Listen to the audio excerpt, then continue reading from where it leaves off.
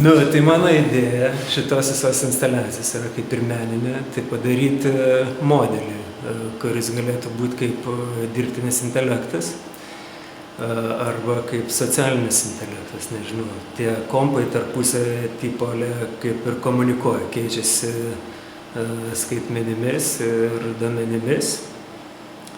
Ir esmė yra ta, kad čia yra softas toks instaliuotas tinklas, kuris vadinasi Freenet tinklas. Ir jisai veikia šiek tiek kitaip nei internetas. Ta prasme, jis yra visiškai decentralizuotas ir maždaug veikia draugų principų. Ta prasme, kompai pasiekia duomenis per kitus kompus. Ta prasme, jeigu vienas kompas turi 5 draugus arba 5 draugų rate, ir jam reikia kažkokių tai duomenų, kurių tie draugai neturi, bet tie draugų draugai turi maždaug, tai tada tas kompas gauna tos duomenys. Taip ir komunikuoja tie kompai tarpusavy. Nu, vienu žodžiu, taip vadinamas 6 draugų pasaulis, ar kaip čia lietuviškai vadinasi. Jo, tai... Facebookas. Nu, tipo Facebooko principų, šiek tiek, tik tai Facebookas yra, visai kita sistema, jisai centralizuotas, o šis čia yra tinklas, kuris yra decentralizuotas. Ir tu matai tuose monitoriuose, toje vizualizacijoje, kaip tie kompai jungiasi vienas prie kito. Ir galima matyti, atsekti galima tų kompų bendravimą. Ir pagal teoriją, vieną iš egzistuojančių teorijų, tai duomenys turėtų panašus jungtis į klasterius, taip vadinamus, ir toje vizualizacijoje, jeigu jinai visą laiką būtų jungta, kažkada tai, tarkim, laiko perspektyvoje tie rutuliai, matomi, turėtų jie jungtis į klasterius, tarkim. Daug rutulių galėtų atsirasti būtent toj vietoj, tarkim, arba toj vietoj. Dabar tai jie komunikuoja taip, visame tame rate. Tas ratas yra tipo pasaulio šito tinklo adresų visuma. Tai šitie burbulai, kurie atsiranda, tai gali atsirasti nepriklausomai nuo fizinės vietos.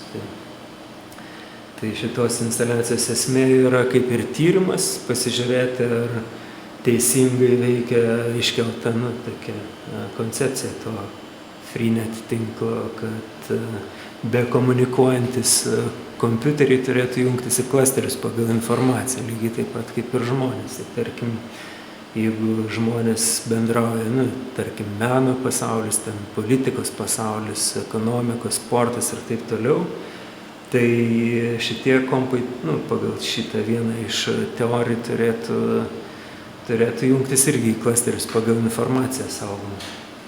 Tai mano to dirbtinio intelekto kaip ir idėja yra tokia, kad ateityje kažkurio tai metu, nepastebimai, bet mes virsim to lygiai, kaip ir mašinomis, ar ne?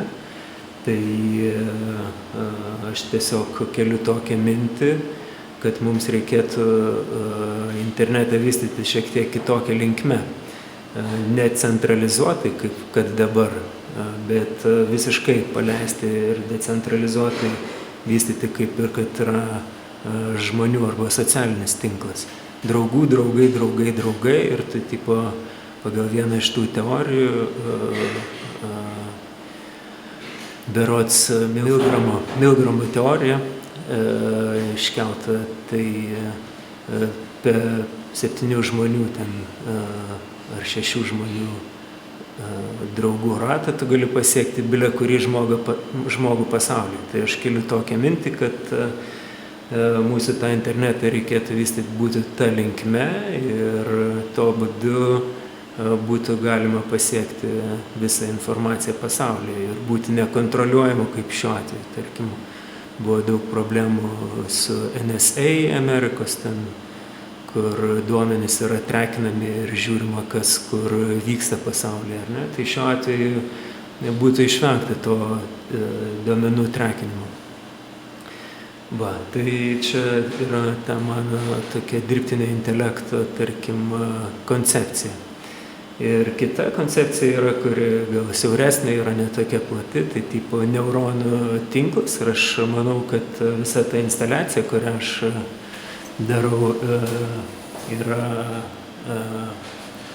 veikianti panašiai kaip neuronų tinklas, nes neuronų tinklas irgi berods yra decentralizuotas visiškai. Ir tie duomenys keičiasi smegenyse, tarkim, irgi priklausomai nuo to, ko reikia. Nėra kažkokio tai centrinio mazgo, kuris kontroliuoja visą informaciją. Tai iš esmės, ką aš čia kuriu, tai yra to decentralizuoto arba neuronų tinklo arba socialinio tinklo teorija, kuri